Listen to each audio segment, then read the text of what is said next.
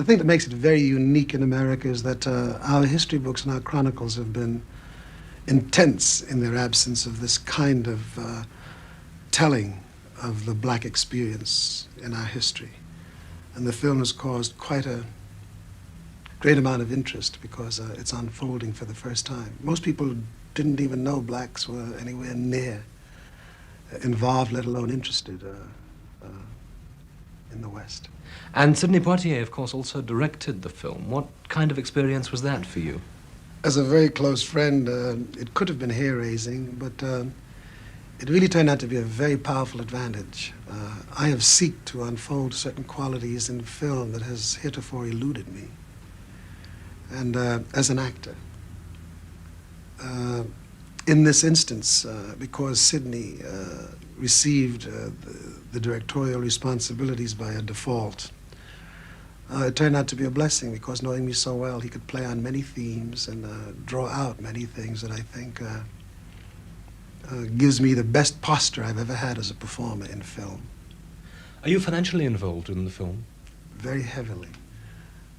Both Sidney and I pursue much of what is the contemporary line in filmmaking. We took no salaries, very little expense money, and placed our hopes and our aspirations and our faith in the fact that the end product would be rewarding enough, both aesthetically as well as financially. Before Buck and the Preacher, you did a film called Angel Levine. It got rather mixed reviews over here. There was a feeling that it was all over the world. Whimsical. Did that worry you at all?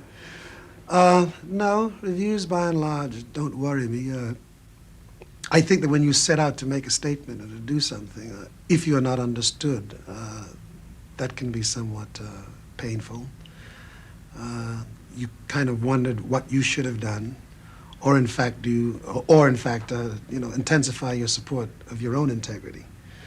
I'm a little sad that much more wasn't understood about Angel Levine, but there have been a lot of great works in the history of art that have never been understood in its lifetime.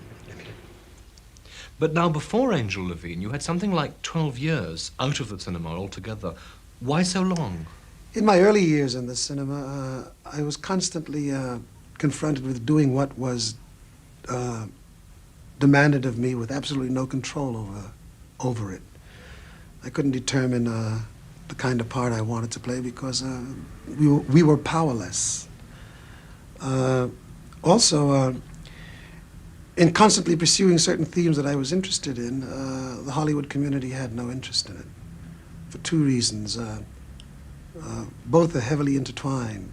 The dominant factor, I think, were for racist reasons. Not absolute racism, but certainly enough ramifications of it to influence the industry's attitude towards black performers and black subject matter.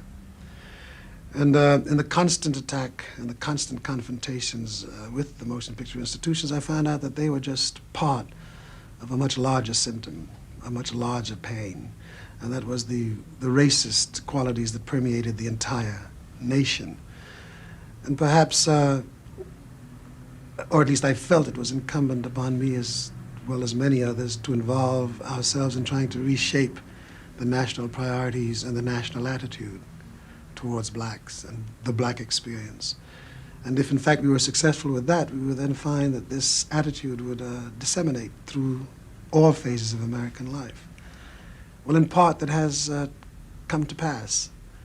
But now, when I go back to these same institutions and talk about films such as Buck and the Preacher, there's an immediate and an instant response in the positive. Plus the fact that in those years, what also happened was that the black community acquired a great consciousness and a great commitment to their own self-esteem. And as a consequence, became more discriminating about what they would see and what they would support. So where the industry could always have called upon them for blanket support because they'd go and see anything, in this new discerning and discriminating pattern, they began to carve out their own interests. As a consequence, the black community is doing a great deal to support films made by black entrepreneurs and dealing with black subject matter. But now, before that change came about, and at the time of films like Island in the Sun, you were very much used as the kind of token acceptable black in a white setup. Were you at the time unhappy about that? I was at the time unhappy about it. I discussed it at great length with Zanuck and with Robert Rossen and people involved. But there was another priority. You see, the American film and the American scene had certain myths going for it that were devastating to us. First was the concept that anything with an all-black subject matter was doomed to economic failure. And they had recite films like Stormy Weather and Cabin in the Sky, for example. And certainly with a country that was so racially imbalanced in its emotions and its personality, anything dealing with miscegenation was doomed to failure.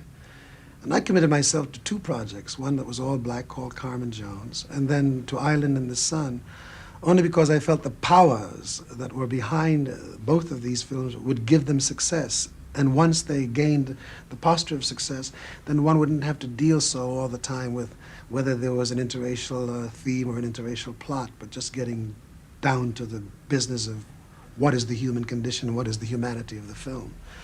So that Island in the Sun, although many things eluded me, many things I didn't care for, one has to see it in the perspective of history. If things have improved for black actors in America, how about technicians, the people who work behind the cameras in films? Well, for instance, on the film Angel Levine, I instituted an apprentice program which brought to it some 26 young people. Most of them came from the black community, others came from Puerto Rico and from Chicano, which is the Mexican-American community, and American Indian. And they trained on the film, both in pre-production, production, and post-production activity. And that program was carried on to other productions. And since that time, a number of them have become involved, have become members of the unions, and have become more deeply involved, and the program has broadened. So that we find now, not just in feature film, but in documentary, with such institutions as public broadcasting, which is very much like your own BBC, and as a matter of fact, uses quite a bit of the programming from BBC on our national educational television. There are many blacks and many ethnic groups that are quite skilled and quite good. So in that area, a lot of things are opening up.